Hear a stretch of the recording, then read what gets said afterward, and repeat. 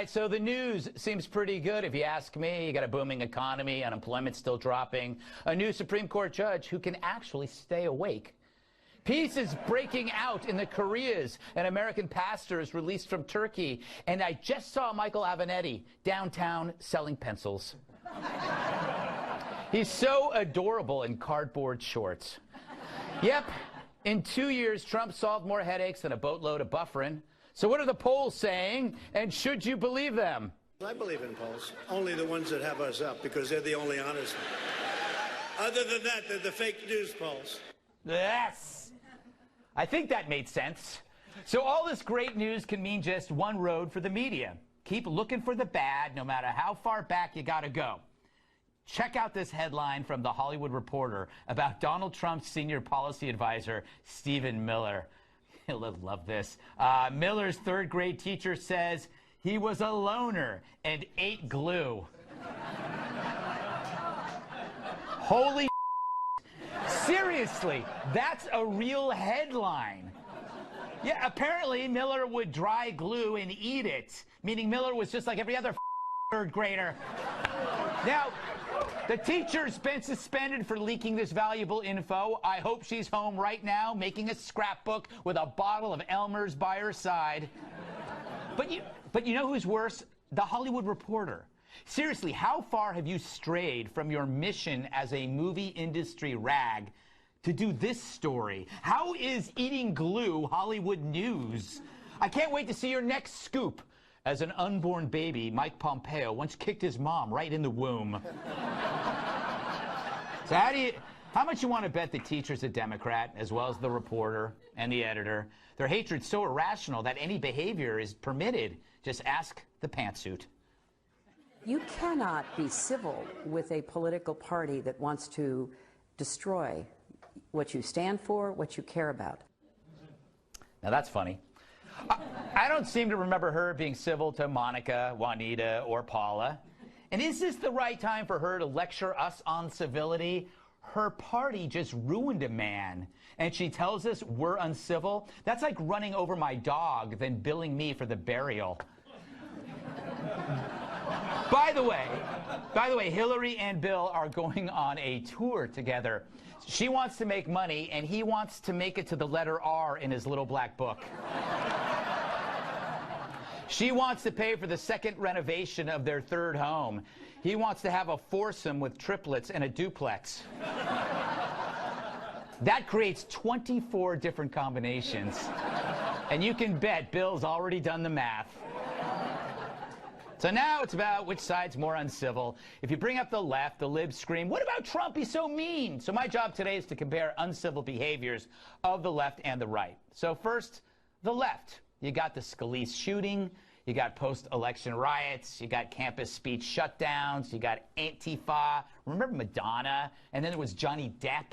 There were people chased from restaurants. You had Kathy Griffin. You had mobs chanting about wanting dead cops. That is a lot. It's not a bug in the system. That's the whole damn system. So what do we have on the right? This guy. Licking Dianne Feinstein. Pocahontas. Sleepy Joe Biden. Crooked Hillary. Fake news. Fake. Da-Nang Dick. Sleepy Eyes Chuck Todd. He's a sleeping son of a bitch, I'll tell you. So he's crass, he's rough, he's rude, but it's no comparison, it's just words. Yeah, once in a while we do get a wacko doing wacko, but our fringe stays fringe. We don't have them over for dinner. But the Dems have a bigger problem. Their party is riddled with hateful factions trying to scare you into accepting their demands. I'd call them a mob, but then the media might collapse. Ted Cruz getting chased out of restaurants by a mob. Oh, you're not going to use the mob word here. here. It's totally a mob. Put up the video mob. of Ted. Stop. That is mob behavior. How many times has that happened? Everybody stop. Matt, we already did that. We already said they weren't mobs. If it were Tea Partiers, we'd call it a mob for sure. Come on, let's be serious. Let me move past the M word. It's the M word now. It's the M word. It's funny though how they respond in sync. It's almost like an M word. Look, when you enable groupthink as an unbending, intimidating force, you get a mob. It's not new. Left-wing belief is based on marrying the personal to the political in order to mobilize, then demonize. And if they consider you evil, they're justified in doing this. It just go that way. Because I told you to. Really? Mm-hmm. Don't hurt Yeah, me. brother. Just go. Yeah, you little white little. Really? Yeah. You're a little whitey, aren't you? You just know that guy lives on someone's couch. And he has an entire microbial civilization living in his pants. So what's his... white. I know, he's white. That's just one of his problems. Maybe all of this good news is making these people nuts. Perhaps they need to take it out on something. Hey, Tom, you going to the protest this weekend? I'm out. I just can't miss another one of Cynthia's games. Maybe next time. Yeah. Don't get me wrong. I'm an angry liberal, but I'm exhausted. I mean, he just keeps winning. I wish there was an easier way to fight back. There is now with Rage Pillow. The first pillow that reminds you that things are getting done, even if you don't like it. Just squeeze it and let all your frustrations out. The greatest economy in the history of our country. No thanks to you. The Rage Pillow is so convenient, you can take it anywhere. Get angry at the office. The lowest unemployment rate in 50 You can't years. take credit for everything. Hi, thanks for holding. I was on another call. At a restaurant. The horrendous Paris Climate Accord. You're killing Mother Earth. Time to check. Thanks. Even at the movies. Crooked Hillary. She won the popular vote. Abolish the Electoral College. Order now and we'll throw in the blow-up pilot from Airplane. You want to take back the house? You got to take back your life first with Rage Pillow. We're going to win so much, you'll get tired of winning. Stop winning! Stop winning! Ah! Warning, tearing the tag off a pillow is still a crime because America is totally overregulated.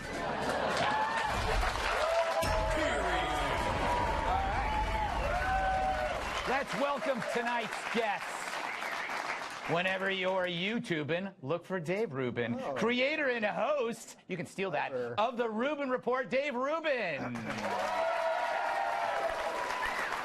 She's so bright, lighthouses live for her in a storm. Her new book is called #Do Not Disturb. Author and TV host Jedediah Bila. She's trim, grim, and light of limb. National Review reporter Katherine Timpf. And the Eiffel Tower is his towel rack. Former WWE superstar and my massive sidekick, Tyrus, who is high here. All right. All right, Dave. You're a classical liberal. I am. You are. So I'm going to turn you into our "What's wrong with your party?" question. What's going on? Well, first off, did I hear that correctly? That was leaking Dianne Feinstein? Yes, I know. Leaking? Like, he really is good at this. He is. He is. He really is good. It conjures up two different kinds of leaks.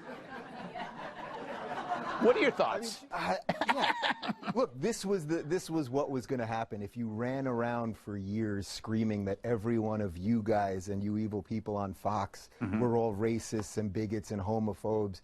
Of course, the end game was going to be that you'd end up using violence against these people and condoning it. And that's the thing in Portland. It's like these guys, they call themselves Antifa. Yeah. They're the FA. They're the fascists. Yes. They're the fascists. They literally dress like soldiers, Cobra soldiers from G.I. Joe, and they think they're the good guys. Yes. Like, something is seriously wrong. I like that they self-appointed themselves as crossing guards. It's like, that's the first step. Yeah, but also it's a type of mental disorder to be a white person screaming at another white person over his whiteness. Yes, it's amazing. That's a modern mental disorder. Tyrus, I saw you practically leap out of your comfortable chair when you heard M-word. It took me a second. I was like, what word? White people attacking each other, the M words, the new N word. Yeah. It has never been a better time to be black. Man, wow, I am like, we made it. Sorry. Like, I'd never seen a white guy talk to a white guy like that.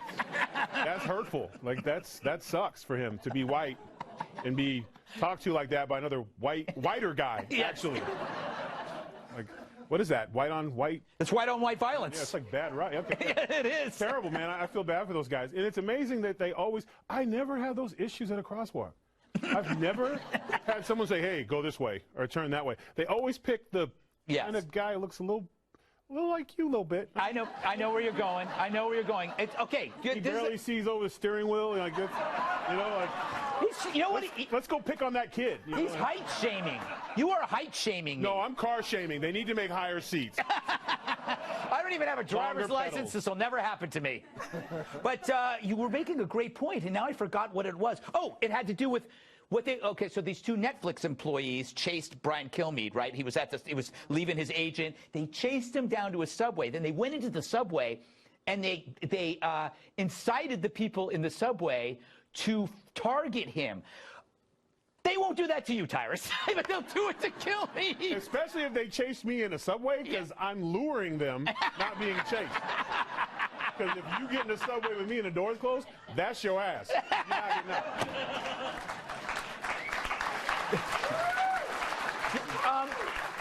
Jedediah, I will defend people who are out of power for their desire to express rage, but it seems like the left is always expressing rage whether they're in or out of power. Yeah, they're always mad about something. Yes. Right? You can express rage, but you can't destroy property. You can't go out there. Everyone always talks and defends the First Amendment. I defend the First Amendment too, but you can't go out there and destroy businesses. You can't get in people's faces in restaurants and drive them out of spaces. That, I hate to break it to CNN, that is the definition of a mob. A bunch of people that make your life incredibly difficult, get in your face. And it's just, it's so crazy to me because you're seeing these people in most media outlets reveal themselves to be exactly who they really are. You have anchors that are supposed to be moderating the debate, and they're so mad and so defensive because Trump won, and they're still mad about it, and now they have to defend this mob that they're compelled to jump in and actually they're on the partisan side now. They're not playing anchor anymore. They're not moderating. They're crazy. Mobberating. It's crazy. Kat, I want to talk about the teacher, but do you have thoughts about the mob, or would you like to discuss the third grade teacher? I can discuss whatever you want. I'm very versatile. Why don't you surprise me? Well, I can do both quickly. Okay, please do. I can say, first of all, no judges on eating glue. Yes. When I was a child, I used to love to eat the delicious rock salts that they use to melt the snow. Yes, yes. Mm-hmm. And I was actually quite popular in the first grade. As for the mob mentality, it wasn't just Hillary Clinton this week. It was also Eric Holder saying, when they go low, we kick them. Yeah.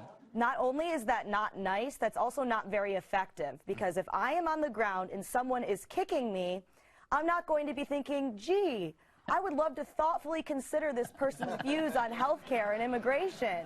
I'm thinking, why is this kicking me? Yes. And so if they really want to actually have these meaningful dialogues about issues and actually make a change, then you have to be civil. Yeah. You know, we got to move on, but I don't understand. Somebody from the Hollywood Reporter call me and tell me why you would do that story when you're called the Hollywood Reporter and you're a movie industry journal. I don't understand it. I mean, if only there was a story about a producer who's been raping people for 25 years. Maybe that would be a story that the Hollywood Reporter could have covered. It was the summit heard around the world, Kanye, Trump, and a melting media.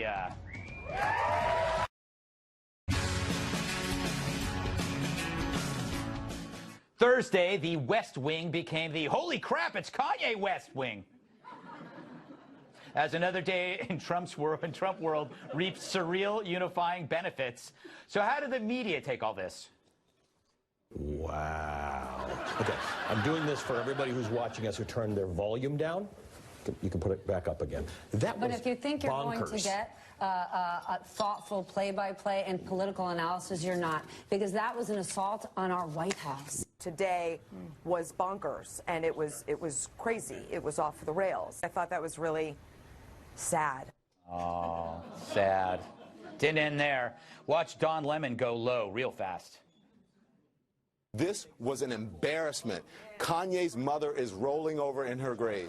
I spoke to one of her friends today, or texted with one of her friends today from Chicago, Donda's friends. I used to live there. I know him. She said Donda would be would be embarrassed by this. He needs a father figure. He needs someone to help him and to guide him, and he needs a hug more than anything. Kanye, back away from the cameras, go get some help, and then come back and make your case.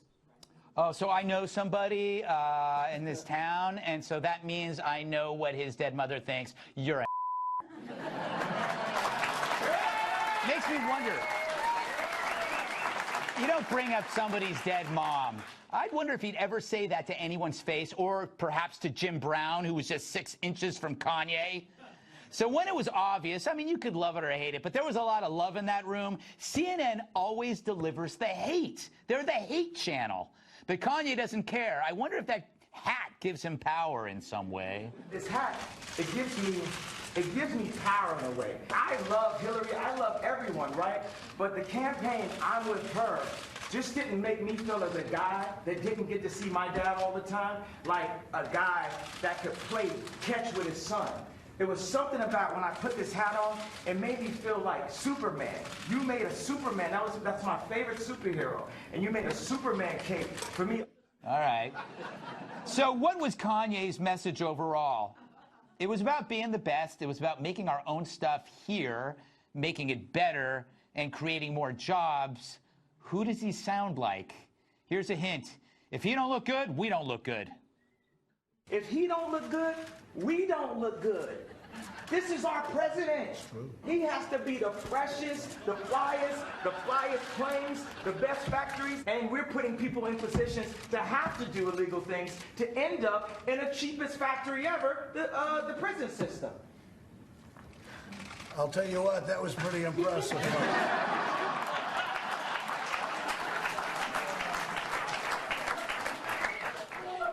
It was also pretty wild, and it was unique. But if these two want to work on better race relations or fewer murders in Chicago, who's to say they can't get it done? Only the bitter scolds of the naysaying media who wish it was them having an impact, not those two. Especially this guy. He truly is a lemon.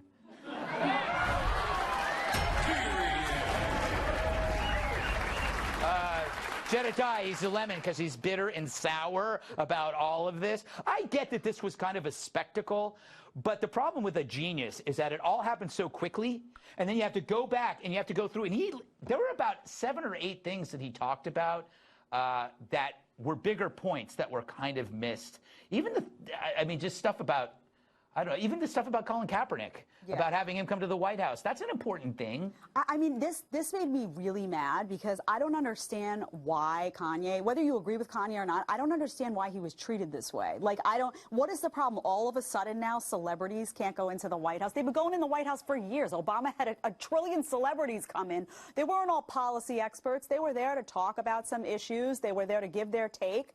This guy's just saying his piece, and nobody can stand that this guy has a different opinion from most people in Hollywood and most people in the mainstream media, so they got to take him out. They got to paint him to be psychotic, and he's a maniac, and he's ill, and they infantilize him, and they make fun of him. I understand maybe you didn't like this segment, but don't talk to me about how this guy, Kanye, is disgracing the Oval Office when you were defending Bill Clinton. Like, save it for another time, honestly. Nobody did there what Bill Clinton did.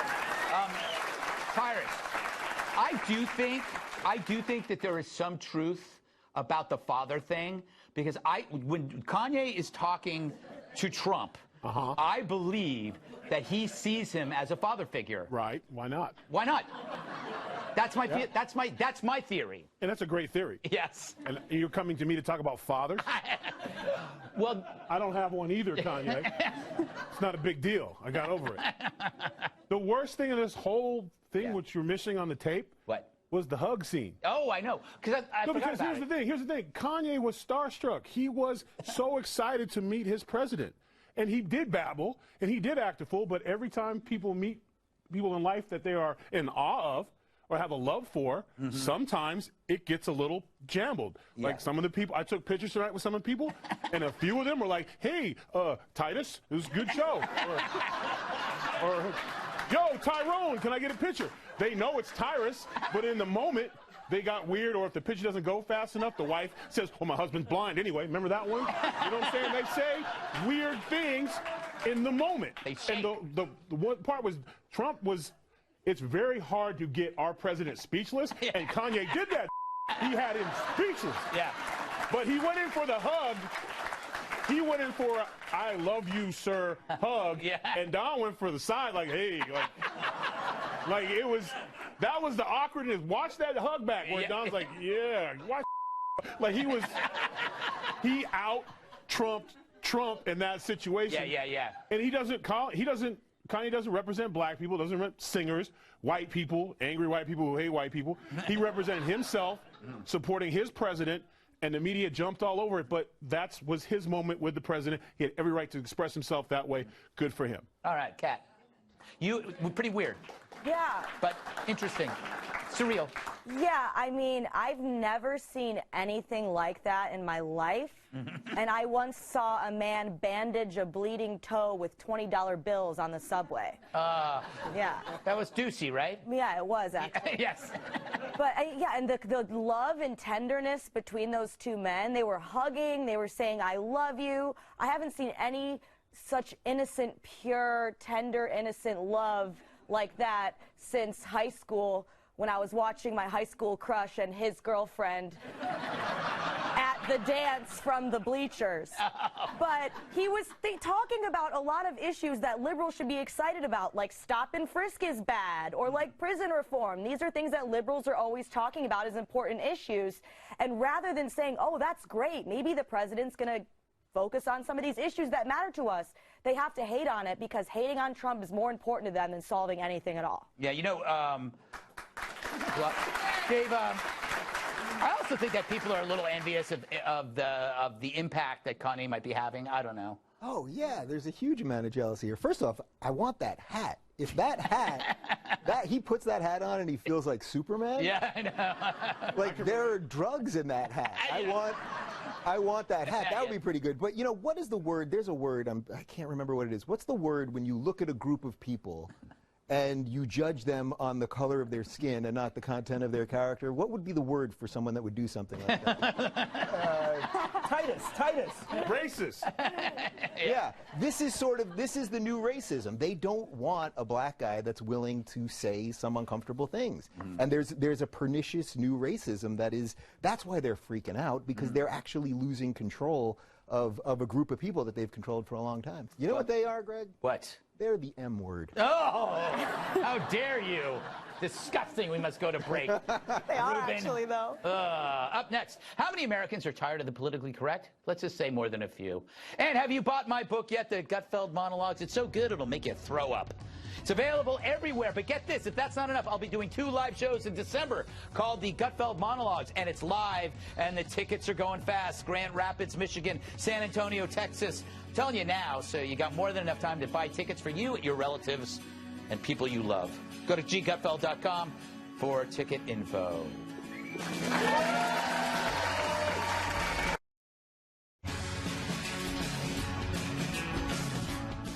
Will we finally see the end of the PC? A new report found that 80% of the population believe political correctness is a problem in our country. And it's a belief felt by everyone, young, old, black, white, Asians, Hispanic, Native Americans, all of them think PC thought sucks. I call that unity. 2/3 of Americans fall into the exhausted majority who are tired of the polarization and tiptoeing around the easily offended. And get this, only 8% of Americans are progressive activists. The leftiest of the left, those are the ones who push the PC, meaning only 8% is telling us what we can and cannot say. That seems like tyranny. Anyway, so has PC culture limited speech in any way? Well, I found some books that were supposed to be published this year, but because of the PC culture, they aren't going to be published. Here are a few of them, and I'm very angry about this. This is one of the first books I found right here. It's called Spotty Sally, Betty Blemish, and Pigment Pam. 1,000 funny names to call girls with freckles. Terrible. This is the stuff we're gonna lose. Your dad looks like your dad's best friend. No, sorry, you look like your dad's best friend. 500 clever sayings for birthday clowns.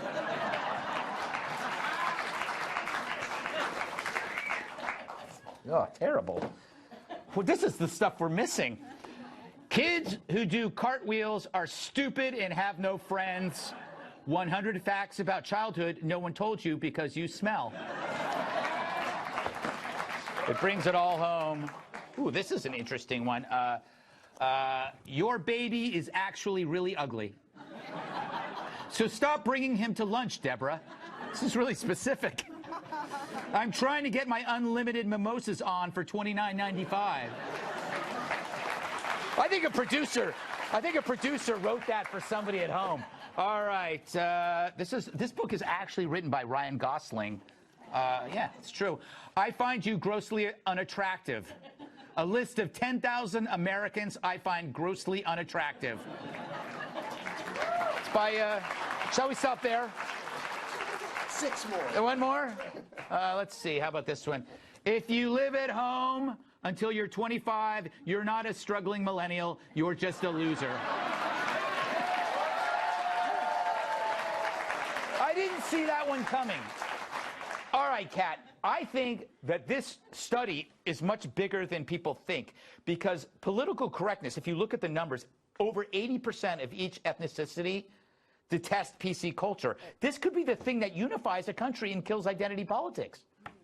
I hope so, and I do find this encouraging, but I don't find it totally encouraging because you have to think about just how powerful that small PC-obsessed mob is. Because all they have to do is say that something's sexist or something's racist, and all of a sudden people might not want to associate with that, even if it's something totally ridiculous, like hoop earrings being racist cultural appropriation. Yeah. So one of the ridiculous examples that I've written about on National Review, if people hear that, they might just say, okay, I don't want to stay away from it because I don't want to be called a racist or a sexist. And so they have a lot of power in those accusations, even though they are in the minority. So we need to remember that they are in the minority and keep fighting for the ability to speak like normal people and act like normal people, because that's something that's very important. Yeah, so attack the minorities is what you're saying. Jesus, Kat. Terrible. Don't applaud that. Okay, to her point, she is speaking about the big problem, which is there's a tiny mob that sounds like a large mob because they're so loud. They come after people like you. You had a guest on your show, Claire Lehman from Kollege. She said 3 words that I have not forgotten. Share the risk, which means if every single person shares the risk, the little mob goes away. But it's when we all hide because we go, well, maybe they won't come for me. It's the crocodile will eat you last theory. But everybody goes like, oh, they're going after Kat, but if they go after Kat, they won't go after me. Yeah. Well, they get one and then they go for more. So if you stand there, then they will stop. This is what our friend Eric Weinstein calls the Chihuahua effect. That basically they're just a little yipping dog that's making a lot of sound, but you could kick that thing to the corner really easily. You know, it's another sizeism on this panel. It's ridiculous. Yeah, oh, I wasn't talking about you just because I said Chihuahua. Well, that was my nickname in high school. Mainly because I was hairless. Tyrus. The problem is the people that control that, it's the mainstream media, and it's people who have a large voice. Like a perfect example, when we've had situations where an opinion columnist will say something on a TV show that is tough, no one wants to hear it, and then someone will come on TV and be like, I was offended, and I don't think her sponsor should protect her, the sponsor should leave, and the CEOs will automatically bail. HR. Yeah, they will jump because it could be a problem. Instead of like, you know what, let's see what happens. Maybe this one bleeding heart crybaby isn't that important. But they give that power. They don't take it. We give it to them. It's so true, and it's so frustrating, Jedediah, that like it's the corporates that will like just throw you aside if they don't want the problem. They don't want the bad PR. Right. And it's interesting because I think people started years ago embracing the PC culture because they were like, you know, we want to be polite, we want to be nice. And now everyone's united because they're terrified to speak. They're terrified to say anything out of fear that they're going to be labeled something. And it's this united terror. Like, people are afraid to tweet because you tweet something 25 years later, it could come back and you're out of a career. Yeah, it's like herpes. So now everyone's turning. Yes, exactly. Not that I would know. Well, did you see this week that the ABC executives? Yes. Now they're saying that they may have jumped the gun by getting rid of Roseanne because they think the Connors is going to do poorly. It's like, oh, you got rid of Roseanne from the Roseanne show. Yeah. I can't believe it'll be reboot number 3. Yeah. That's amazing. Well, all I know is we missed out on a lot of great books because of PC culture. All right. Fights. What? You can't have debates anymore. You can't have debates. No, you can't. It's a Can't tool. say anything. Yeah. Sit quietly in a room and drink heavily. Up next, goodbye candy bars, hello prison bars of Virginia town, threatening teens with jail time. This is like the best ad ever if they trick or treat.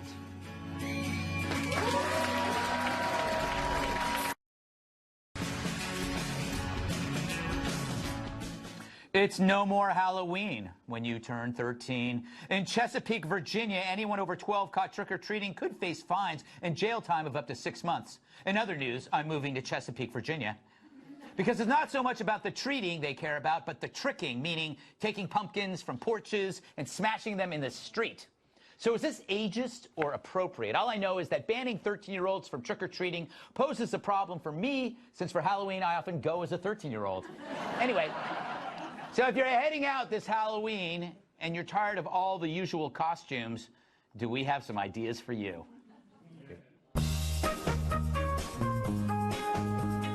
It's that time of year again, when you search and search for a Halloween costume, but can't seem to find the one that's right for you. I'm tired of all these costumes that objectify my body.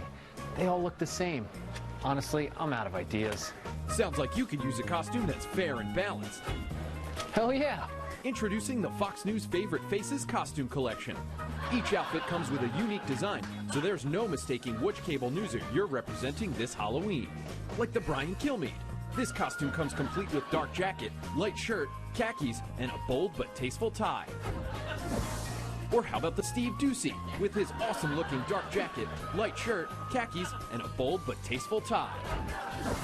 We've even got Tucker Carlson, with his one-of-a-kind dark jacket, light shirt, khakis, and a bold but tasteful tie. I don't know. Got anything else? Then try the Greg Gutfeld. Wow. Take my money now. It's the Fox News Favorite Faces costume collection. Order now and we'll throw in this year's hottest costume, the My Pillow guy.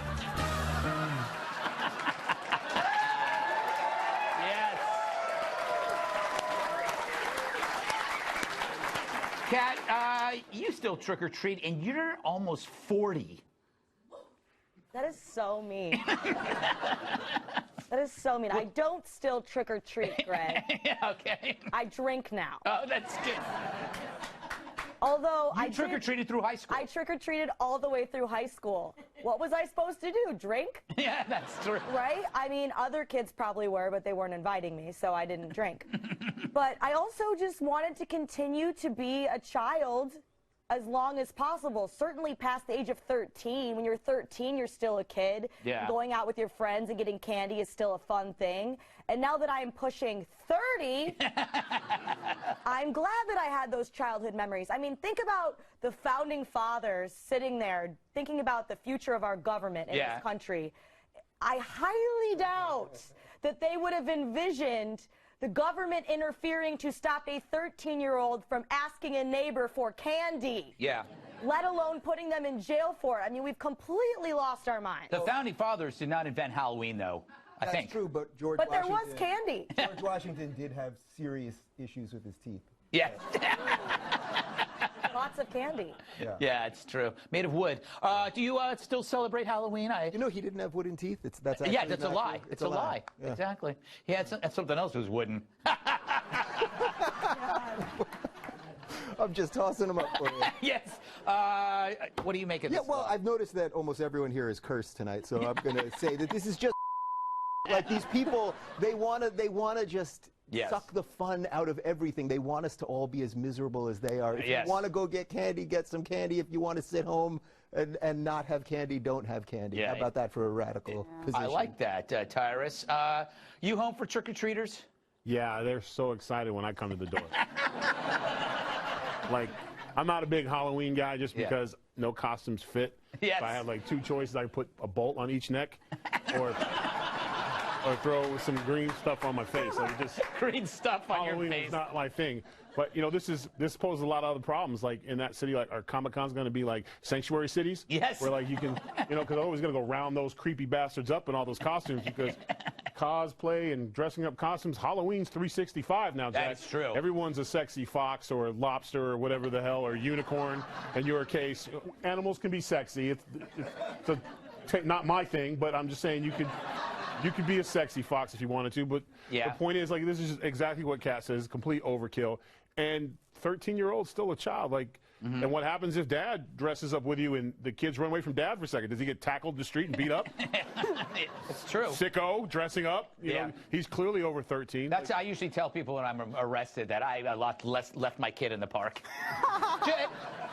Jed, I remember you showing up in The View dressed as Betty Boop. I knew you were going to bring this up. What chapter's that in the book, Greg?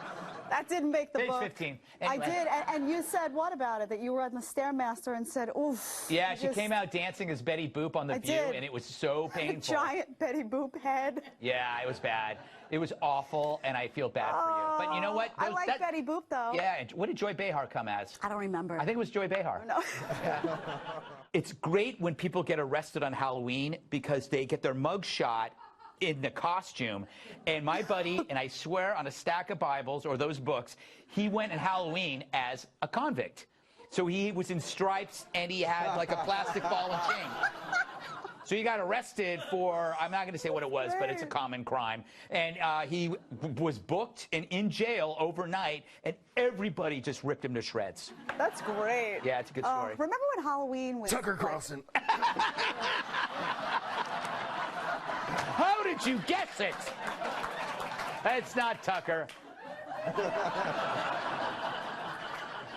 All right. We got another story after this. Yeah. Stormy's lawyer challenges Donald Trump Jr. to a fight. No, he's not clinging to the spotlight for dear life at all.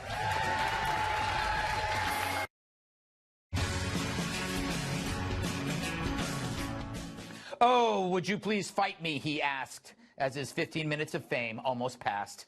Yeah, just mere moments before plunging into the bottomless abyss of obscurity, Michael Avenatti, a.k.a. Captain Q-Ball, had some sad tweets this week. Guess he had some spare time after those gang rape claims against Kavanaugh fell apart, and now the cable news shows aren't taking his calls, so let's see what he's been tweeting about. He wants to challenge Donald Jr. to a mixed martial arts fight, of course, for charity. And then he lists the charities he'd fight for and that he was just waiting for Biff to confirm. Well, Biff hasn't confirmed. Neither has Don Jr. I wonder if Mikey's doing any training for the fight.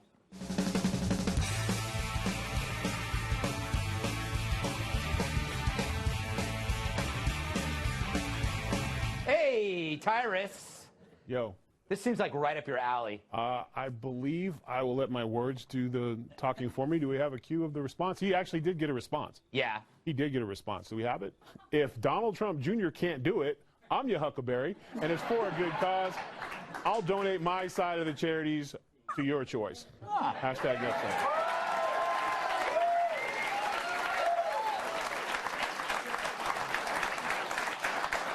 That would be fun. I'm just imagining the visual of you and Michael Avenatti. You saw the Incredible Hulk and...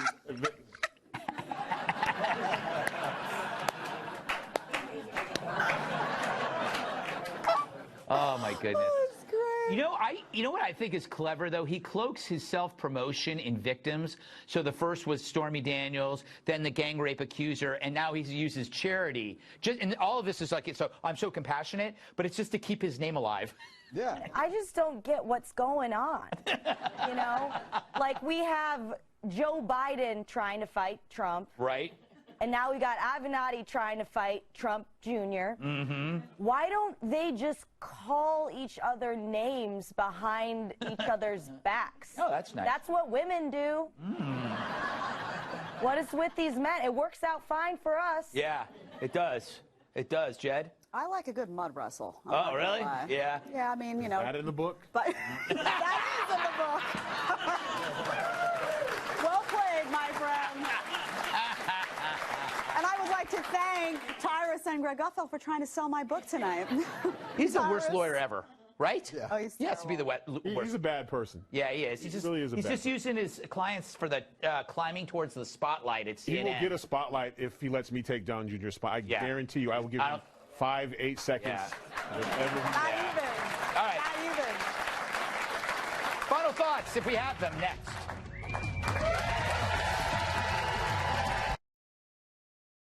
We are out of time. Thanks to Dave Rubin, wonderful Jedediah, Katherine, Tyrus, our studio audience. I'm Greg Gutfeld, and I love you, America. He does too.